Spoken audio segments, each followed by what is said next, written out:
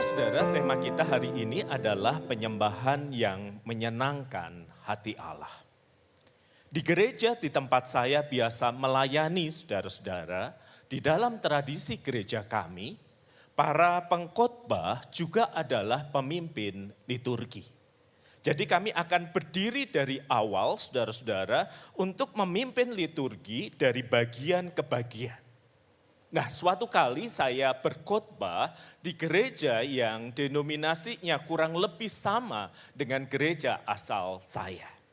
Saya berdiri saudara-saudara mengenakan jubah dan kolor seperti ini. Dan gereja itu cukup kecil saudara-saudara, mungkin seperempatnya dari tempat ini. Dari tadi ketika saya memimpin ibadah, saya seringkali mendengar suara yang sama. Cetak, cetik, cetak, cetik. Dan bahkan sampai ketika saya membacakan teks Alkitab dan berkhotbah. Suara itu terus ada saudara-saudara dan membuat saya terpecah konsentrasinya untuk mencari sumber suara itu. Saya menoleh kepada penatua yang bertugas, maksudnya memberi kode bahwa di mana sumber suara cetak, cetik itu. Tetapi sayangnya penatua itu pria, dia tidak paham kode saya. Laki-laki memang kurang peka. Jadi saya kemudian menyisir saudara-saudara dari ujung kanan sampai kemudian kiri dan kemudian kembali lagi. Dan di luar dugaan itu ketika jemaat menyanyikan bagian respons atas pembacaan firman Tuhan, pandangan saya tertuju kepada satu om-om yang duduk di kursi gereja, kaki satunya diangkat saudara-saudara, dan tebak apa yang dia lakukan yang menjadi sumber suara cetak-cetik itu. Dia sedang menggunting kukunya. Dari awal ibadah tadi saudara-saudara sampai pada saat saya berkhotbah. Dan ketika saya lihat, saya tatap seperti ini, diangkatlah alat pemotong kuku itu dan jarinya sambil dikikir-kikir. Bisa Anda bayangkan itu terjadi di dalam ibadah? Saya masih menahan hati saya saudara-saudara untuk tidak menegurnya karena ini juga bukan jemaat saya. Tetapi saya sesungguhnya punya kekhawatiran. Kalau ini dibiarkan gunting kuku selama ibadah, sebentar lagi dia akan melakukan pedicure, manicure, dan mungkin krim bat kalau alatnya dia bisa bawa. Segera setelah ibadah saudara-saudara, saya datang menemui penatuanya dan berkata, "Pak, tadi saya sudah kasih kode kepada Bapak, tolong ditegur, tolong diingatkan. Ini bukan jemaat saya tidak enak kalau harus menegur dan mengingatkan." Lalu penatua itu berkata, "Sudah kami lakukan Pak WP, tetapi jawabannya itu loh yang mengejutkan kami." Emang jawabannya apa Pak? Dia berkata, lebih baik 1 hari di pelataran Tuhan daripada 1000 hari di tempat yang lain. Alkitabiah banget ya. Lebih baik saya gunting kuku di gereja daripada saya tidak pergi ke gereja. Saudara-saudara, saya termangu mendengarkan jawaban ini, saudara-saudara. Dan penatua itu tadi menambahkan, dia sudah seperti itu kok Pak, bahkan sejak beberapa tahun yang lalu. Ajaib bukan saudara-saudara, tiap minggu kukunya bertumbuh dan harus dipotong, dan dipotongnya harus di hadapan hadirat Allah.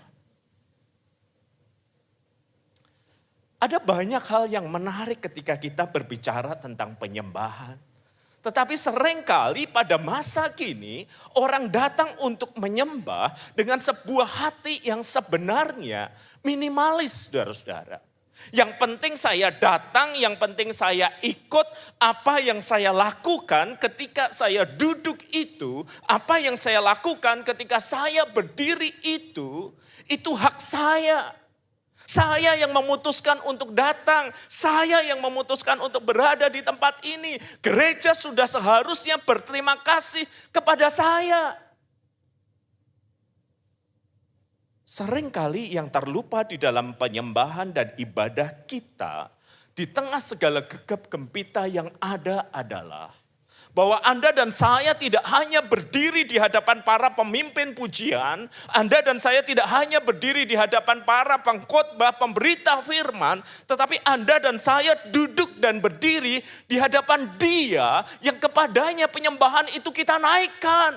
Di hadapan Allah, saudara-saudara. Itu sebabnya semangat minimalis.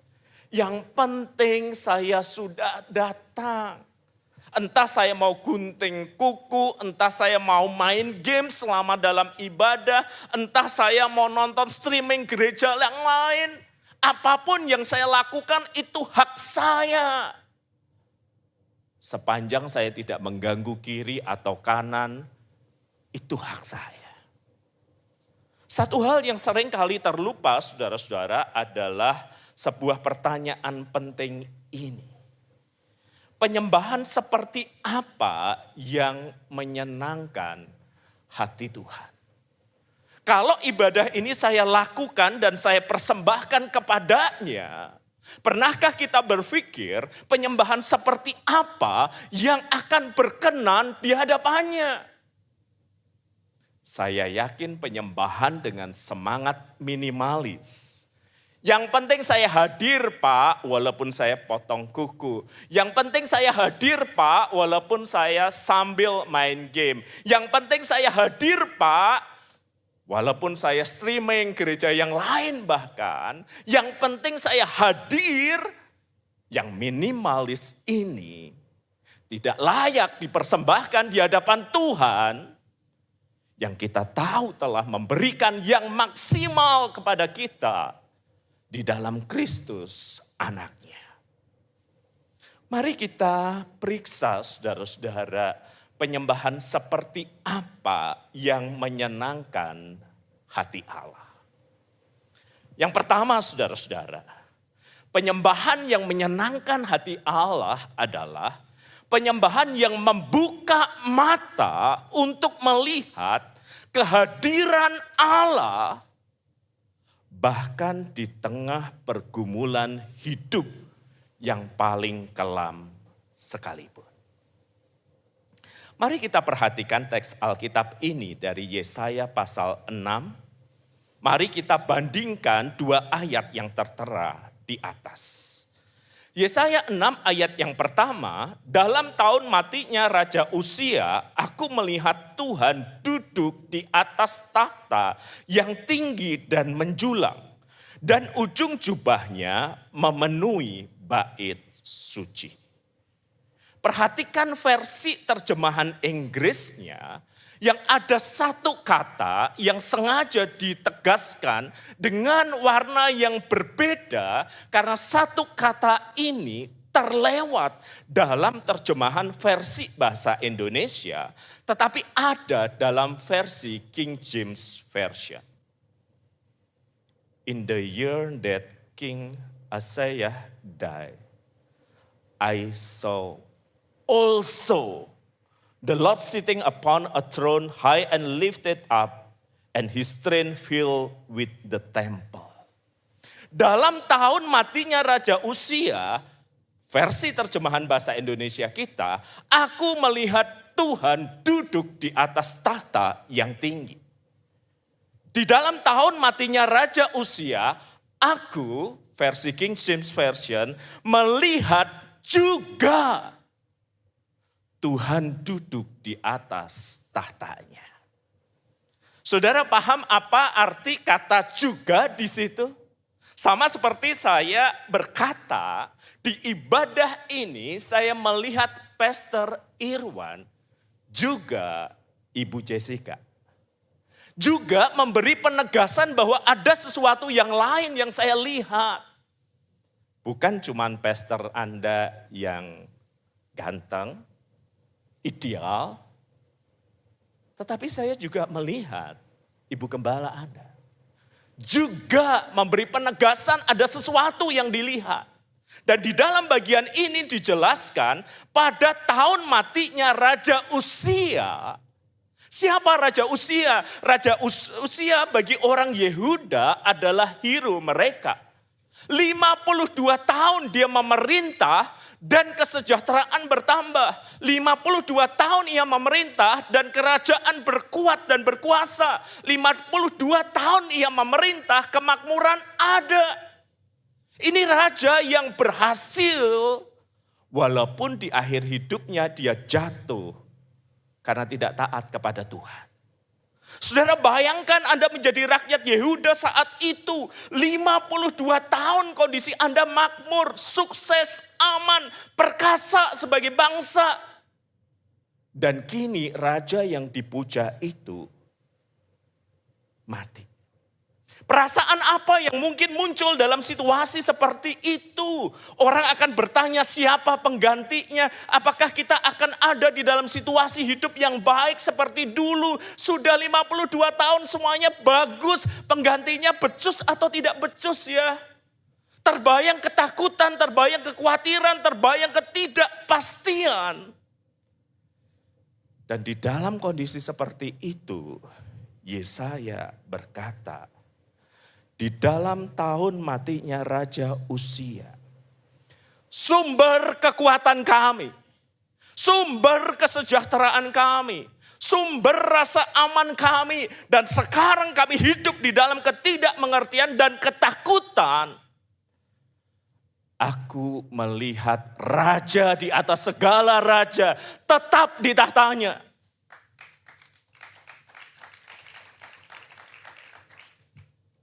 Aku melihat raja di atas segala raja tetap berdaulat dan memegang kendali itu.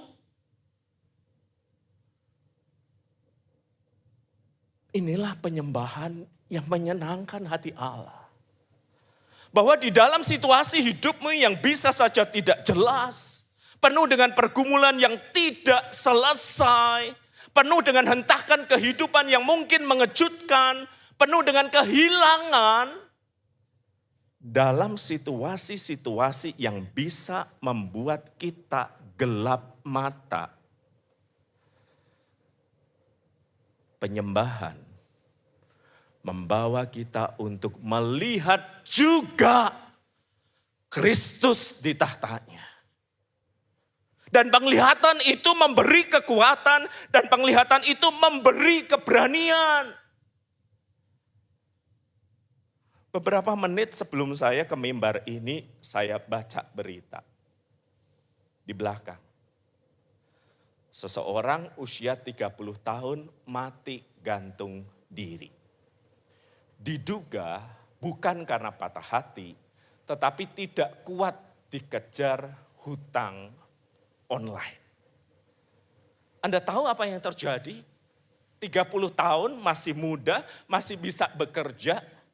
Tetapi ketika masalah dan pergumulan itu mencekam dirinya, orang itu gelap mata.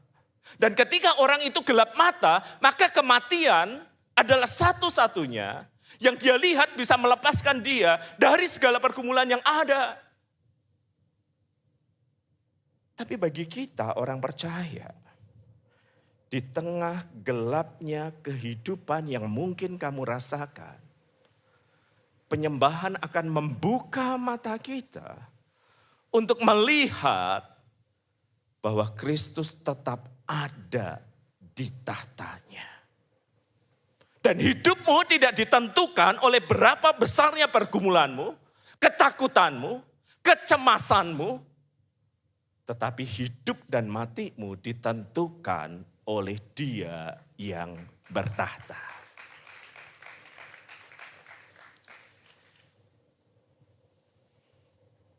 Selepas sebuah pelayanan di Adiasa, seorang teman berkata begini, Bro, masih ada waktu? Masih. Yuk kita ke ruangan itu. Nah, Anda tahu biasanya di Adiasa itu ada duka cita, tetapi juga ada kuliner yang tak terbatas. Dan it's totally free. Ya kan? Apalagi kalau ada orang-orang tertentu yang dulu semasa hidup suka kuliner dan dia udah ninggalin pesen, nanti kalau saya meninggal jangan berduka cita, ya sediakan yang terbaik dari Surabaya di sini. Ada kan yang kayak gitu kan? And it's free. Nah, saya bilang sama temen, kita mau kemana? Enggak soal makan kali ini.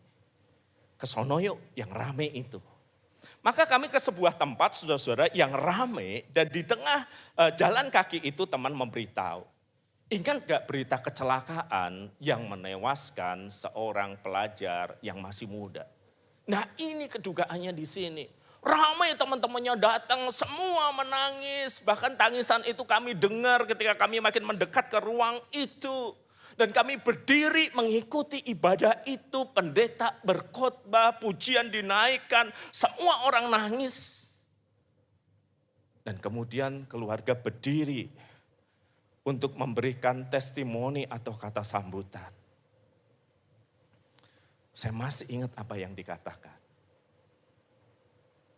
Sang ayah nampaknya berdiri dan berkata, kecelakaan yang menewaskan anak saya sungguh menghancurkan hati saya. Anak yang saya sekolahkan, leskan, tiba-tiba direnggut begitu saja oleh kecelakaan yang bukan salahnya. Orang lain menabraknya. Hancur hati kami. Anggota keluarganya yang lain, istri, anak-anak yang lain dan keluarga besar nangis ketika sang bapak ngomong kalimat itu. Dan saya bisa membayangkan sedalam itu dukanya. Lalu kemudian dia berkata, saya bisa gila Pak. Bapak Ibu saya bisa gila ini. Saya bisa gila ngelihat potret anak saya, ngelihat jenazah anak saya. Saya bisa gila.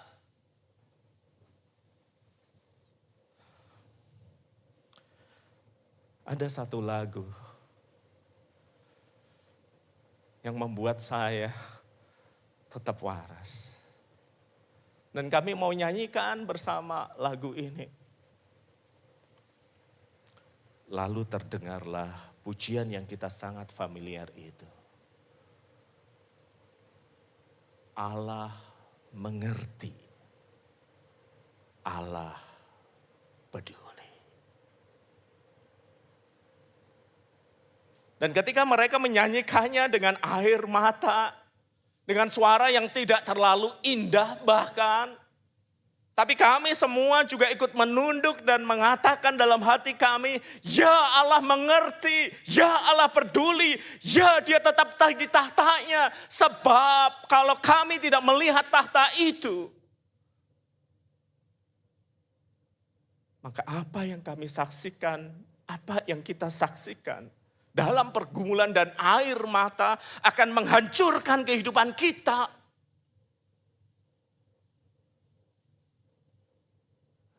Di ujung dari testimoni sang ayah berkata, di tengah kegoncangan hidup kami, hanya satu tempat bersandar, kedaulatan Kristus di tahtanya. Dan keyakinan kami bahwa peristiwa ini tidak lepas dari kedaulatannya. Itu penyembahan yang berkenan di hati Allah. Itu penyembahan yang membuka mata untuk melihat. Masalah ada, duka ada, kecelakaan terjadi, kehilangan ada di situ. Tetapi penyembahan yang berkenan di hati Allah itu adalah penyembahan yang membuat kita sadar dia tetap ada di tahtanya. Aku tidak mengerti apa yang terjadi, Aku tidak paham tentang segala sesuatu, tetapi aku mau duduk diam dekat denganmu. Itu cukup. Mengetahui bahwa engkau bertahta di surga.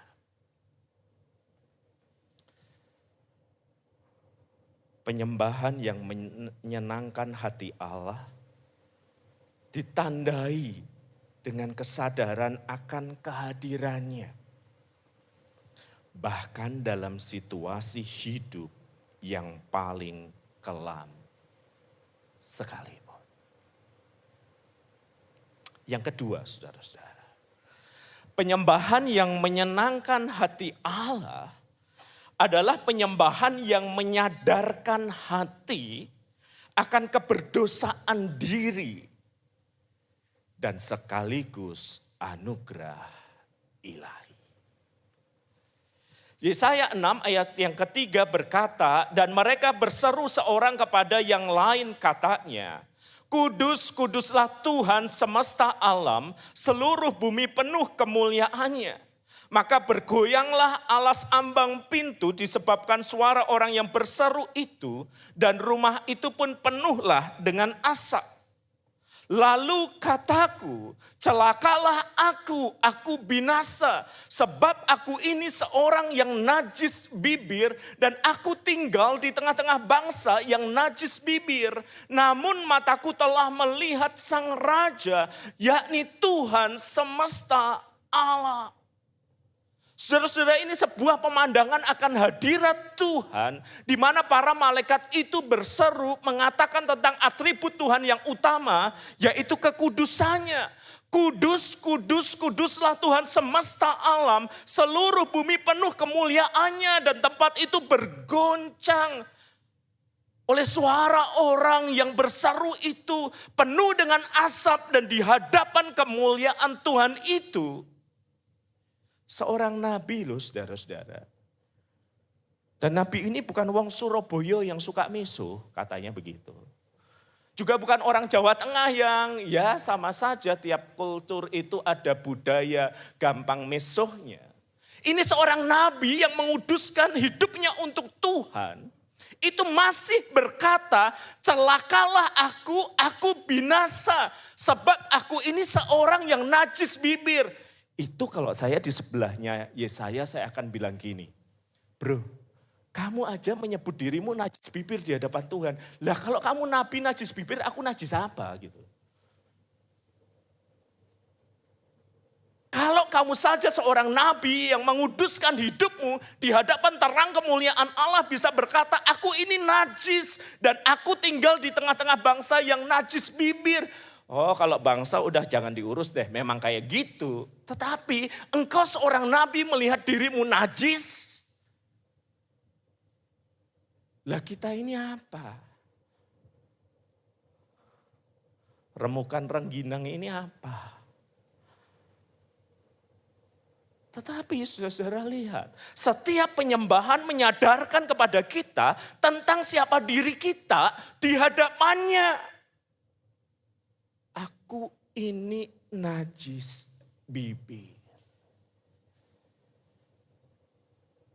Ayat yang ke-6. Tetapi seorang daripada serafim itu terbang mendapatkan aku. Di tangannya ada bara. Diambilnya dari sepit di atas mezbah. Lalu ia menyentuhkannya kepada mulutku serta berkata, lihat ini telah menyentuh bibirmu. Maka kesalahanmu telah dihapus dan dosamu telah diampuni. Ada pengakuan akan keberdosaan, tetapi ada anugerah ilahi yang dinyatakan. Dan penyembahan yang menyenangkan hati Allah itu setiap kali kita datang kepadanya dalam ibadah bersama maupun pribadi, kita akan selalu disadarkan, aku ini bersalah, aku ini berdosa. Orang lain aja gak tahu, komunitas saja gak tahu. Tetapi aku bergumul dengan salah dan dosa. Tetapi ada anugerah ilahi melalui Kristus yang menyucikan hatiku.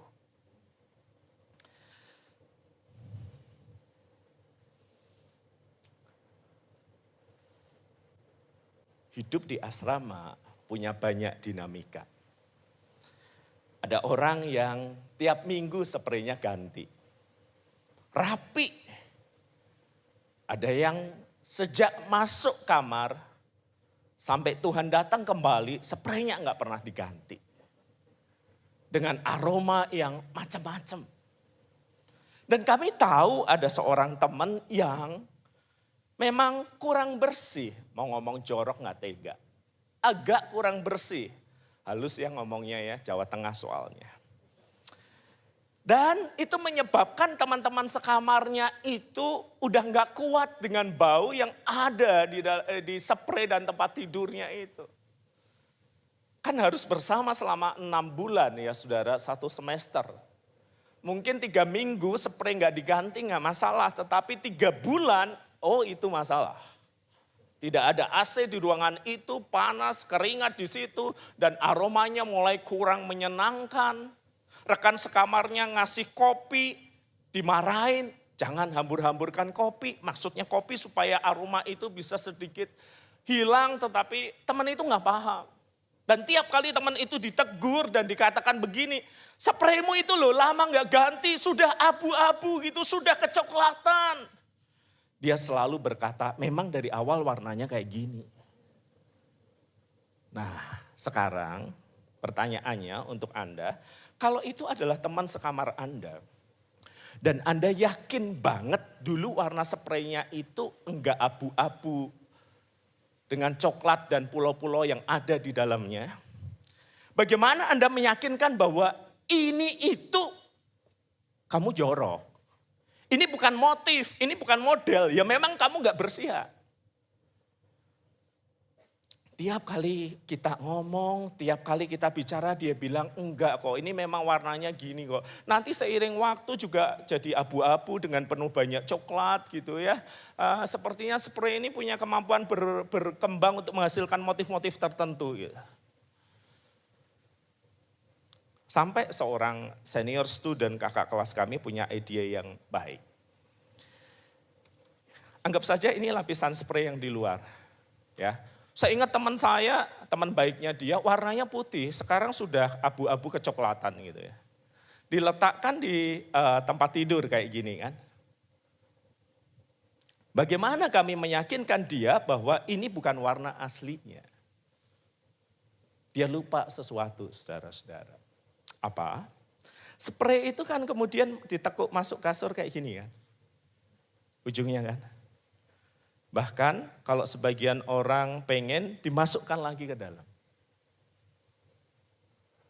Nah lapisan yang ditiduri itu lapisan atas, lapisan sini enggak. Yang masuk samping-samping itu. Maka ditariklah oleh senior student kami spray itu. Nih lihat, bagian yang kamu tiduri sudah coklat, sudah abu-abu, tapi bagian yang masuk ke dalam masih putih bersih. Itu berarti kamu jorok, tidak bersih. Ayo cuci. Saudara tahu apa jawabannya? Loh itu memang modelnya kayak gini. Kalian masa nggak tahu sih kan ada kaos kaki yang bagian bawahnya hitam, atasnya putih kan? Nah ini seperti itu, yang tekuk ke dalam ini putih, yang di sini memang coraknya kayak begini. Gemes nggak saudara-saudara? Pengen nyubit kan, tapi pakai tang. Orang itu selalu sulit untuk mengakui bahwa ya aku salah, ya aku tidak layak, ya aku berdosa. Selalu banyak cara untuk membenarkan diri dan akibatnya dia tidak merasakan anugerah ilahi itu menyapa kehidupannya. Dan kalau orang tidak menyadari akan keberdosaannya, tidak membiarkan anugerah ilahi itu menyapa dirinya, maka orang akan cenderung tidak tahu diri. Bahkan di hadapan Tuhan. Penyembahan yang menyenangkan hati Allah ditandai dengan kesadaran akan keberdosaan diri. Dan di titik ini kita tidak sedang membandingkan dengan sesama kita. Dan di titik ini kita berhadapan di terang kemuliaan ilahi yang bahkan membuat seorang nabi berkata, aku ini najis bibir. Dan justru karena dia sadar keberdosaannya, maka anugerah itu menyucikan dirinya sehingga dia tahu diri. Dia berdiri di hadapan siapa? Di hadapan raja di atas segala raja. Dan bagaimana harus bersikap di hadapan raja, segala raja itu.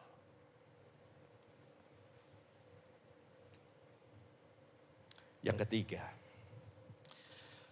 penyembahan yang berkenan di hadapan Allah, yang menyenangkan hati Allah, adalah penyembahan yang menggerakkan tangan dan kaki untuk mengerjakan misi ilahi.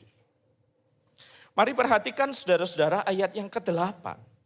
Lalu aku mendengar suara Tuhan berkata, siapa yang akan kuutus, siapa yang mau pergi untuk aku. Maka sahutku, inilah aku, utuslah aku. Kemudian firman-Nya, pergilah dan katakanlah kepada bangsa ini, dengarlah sungguh-sungguh tetapi mengerti jangan. Lihatlah sungguh-sungguh tetapi menanggap jangan. Buatlah hati bangsa ini keras dan buatlah telinganya berat mendengar dan buatlah matanya melekat tertutup supaya jangan mereka melihat dengan matanya, mendengar dengan telinganya dan mengerti dengan hatinya lalu berbalik dan menjadi sembuh. Saudara-saudara, setelah proses pengudusan itu, maka taulah Yesaya siapa sesungguhnya dirinya di hadapan Sang Ilahi itu. Maka ketika terdengar suara pengutusan, siapakah yang harus aku utus, siapakah yang mau pergi untuk aku, dia langsung berkata, inilah aku, utuslah aku. Kesadaran akan anugerah dan kemurahan Tuhan itu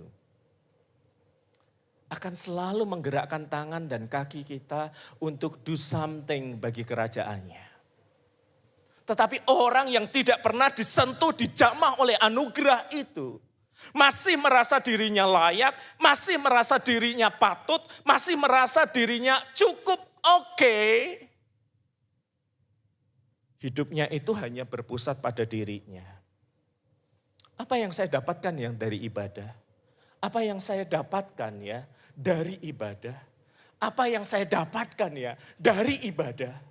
Dia lupa bahwa ibadah itu bukan mendapatkan sesuatu, tetapi memberi. Dan kesadaran akan anugerahnya itulah yang menyebabkan seseorang bisa fokus pada kehendak Allah.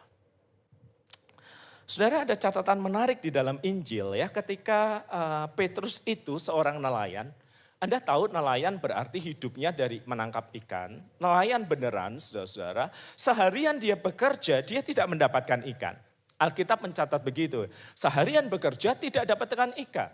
Lalu Tuhan Yesus itu dalam catatan Lukas 5 bertanya kepadanya. Kemudian memerintahkan dia, ayo tebarkanlah lagi. Dan nelayan yang gagal ini tahu-tahu menangkap ikan dalam jumlah yang besar. Ikan yang biasa dia jual untuk nafkahnya, untuk keluarganya, jumlahnya sangat besar. Tetapi tebak perkataan selanjutnya apa ketika dia melihat mujizat itu? Alkitab mengatakan, Tuhan pergilah daripadaku, aku ini orang berdosa. Dia tidak berkata begini loh, gila kita tadi nangkep susah payah. Terus orang itu ngomong, kita dapat banyak ikan. Dia tidak datang kepada Yesus lalu menjabat tangannya lalu berkata, Yesus, mari kita buka PT perikanan terbesar di Yerusalem. Aku gagal, kamu tukang kayu ngomong aku dapat banyak ikan. Bisa terbayangkan Yesus keuntungan yang akan kita peroleh. Ada bagianku, ada bagianmu, kita kongsian. Saya yang nangkep ikan, kamu yang memerintahkan saja. Sepertinya kamu tahu dunia perikanan. Dia tidak datang kepada Yesus dan menawarkan bisnis, saudara-saudara. Dia tidak datang kepada Yesus untuk kepentingan dirinya. Dia datang kepada Yesus dan lalu berkata, pergilah daripada aku orang berdosa. Dan Kristus yang berkata, engkau akan menjadi penjala manusia. Diberi visi baru, dan somehow Petrus yang seumur hidup jadi nelayan ini, ngikut loh. Meninggalkan sebuah kehidupan yang berpusat pada diri sendiri demi melayani Kristus. Saudara, hati-hati dengan ibadah, hati-hati dengan sebuah pujian penyembahan, karena dia dapat mengubahkan hidup Anda secara radikal. Dari kehidupan yang hanya berfokus pada diri sendiri, menjadi kehidupan yang berfokus pada kehendak Allah. Dan itu terjadi ketika kita ditransformasi oleh kasih Kristus dan mendengar suaranya, siapa yang mau pergi bagi aku. Perhatikan ayat yang ke-9 dan ke-10 ini. Perhatikan baik-baik ya. Kemudian firman-Nya, pergilah, katakanlah kepada bangsa ini, dengarlah sungguh-sungguh, tetapi mengerti, jangan. Lihatlah sungguh-sungguh, tetapi menanggap, jangan. Buatlah hati bangsa ini keras, dan buatlah telinganya berat mendengar, buatlah matanya melekat tertutup, supaya jangan mereka melihat dan mendengar dengan telinganya dan mengerti dengan hatinya lalu berbalik menjadi sembuh. Saudara, ini penugasan macam apa? Penugasan yang diberikan kepada Yesaya, katakanlah firman, dengar sungguh-sungguh.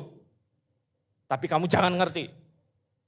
Lihat, tapi jangan menanggapi.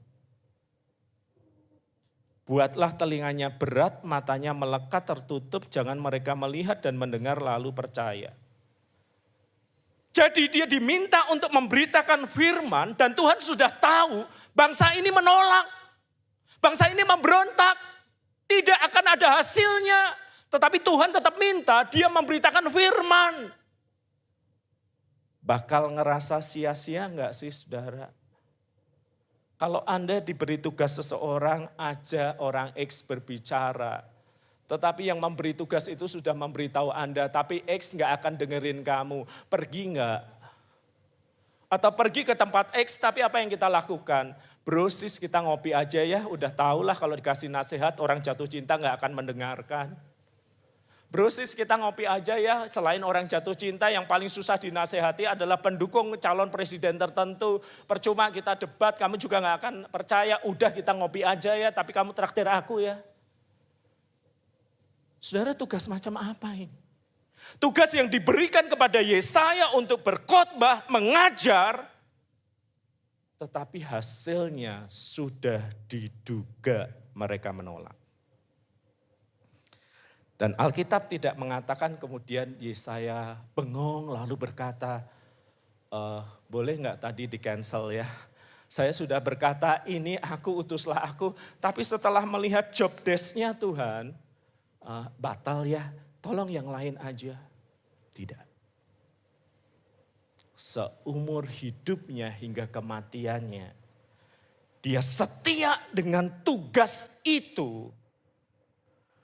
Walaupun bangsa itu keras hati.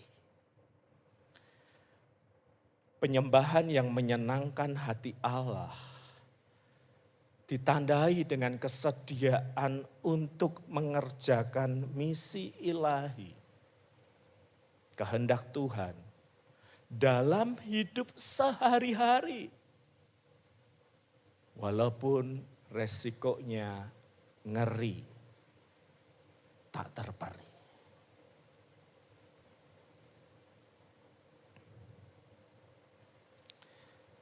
Saya tidak tahan, saudara-saudara. Akhirnya saya berkata kepada penatua gereja itu, izinkan saya ngomong kepada Bapak yang memotong kukunya, kaki dan tangannya.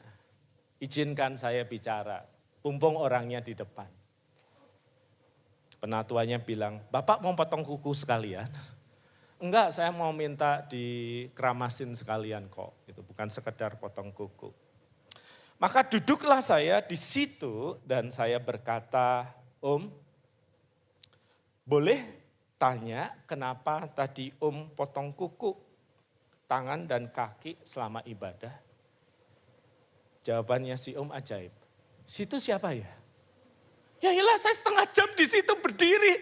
Dan dia masih bertanya, situ siapa ya? Ini gak pakai masker loh saudara. Situ siapa ya? Om, saya tadi yang khotbah. Saya yang mimpin ibadah. Bukan Tuhan Yesus, Om, gak perlu terkejut kayak gitu. Lalu dia berkata, oh maaf ya Nyo, saya gak terlalu perhatian. Om ingat gak tadi khotbahnya apa? Enggak. Lagu terakhir, lagu pengutusannya apa? Enggak. Lalu kenapa Om datang ke gereja? Nyo, Om itu sudah tua. Butuh yang enak, butuh yang nyaman. Kursi di rumahnya Om itu enggak enak kalau buat motong kuku kaki. Suatu kali Om datang ke gereja, Nyo. Om iseng-iseng nunggu ibadah. Kok enak ya? Pas ngangkat kakinya dan motong. Oh, sejak saat itu setiap minggu ya Om ya. Iya Nyo, harus tak akui kursinya enak banget untuk motong kuku. Kira-kira, saya kan masih muda ya Om. Kalau Tuhan di surga melihat Om potong kuku, tidak mengikuti ibadah, kira-kira apa ya Om ya yang akan dikatakan Tuhan?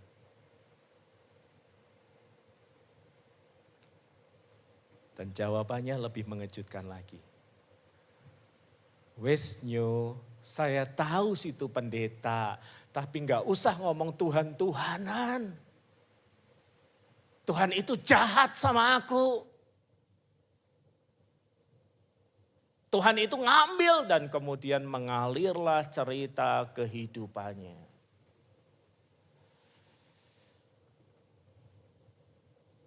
Saya tahu setiap orang terluka di dalam hidupnya. Saya mengerti setiap orang punya tanya kepada Tuhannya. Karena perjalanan pergumulan kehidupannya. Saya maklum itu.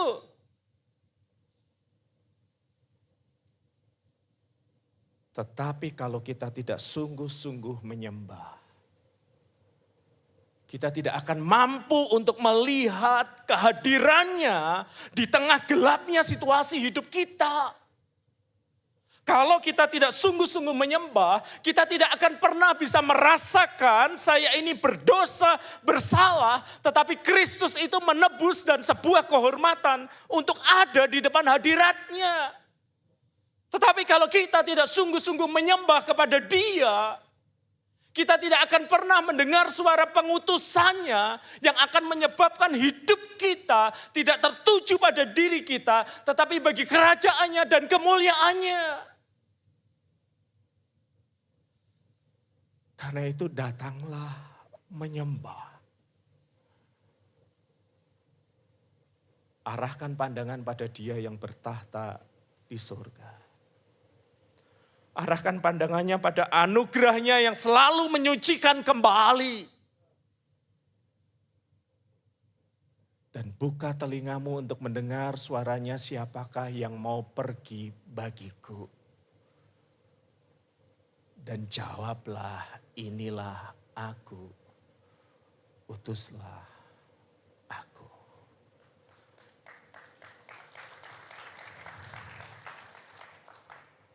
Mari kita berdoa. Tuhan, sudah berapa puluh, beberapa ratus kali kami datang untuk beribadah dan menyembah. Tetapi tidak ada sesuatu pun yang secara dramatis terjadi atas hidup kami. Semua terasa seperti rutinitas, beku dan kaku. Mungkin kami sesaat merasakan sensasi akan kehadiran-Mu. Tetapi kembali hidup kami begitu-begitu saja. Tertuju pada diri kami. Tertuju pada keinginan dan kehendak kami.